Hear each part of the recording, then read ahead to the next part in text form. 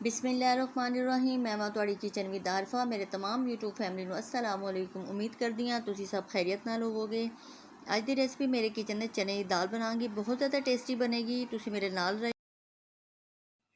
टमाटर मैं लिया, हरी मिर्ची ली है, लसन लेना, सब नूं तिन्हां नूं मैं वॉश कर लिया अच्छी तरह। हुण मैं इन्हां नूं करांगी ग्रैंड और साडा ऑयल भी अच्छा जिहा गर्म हो गया है।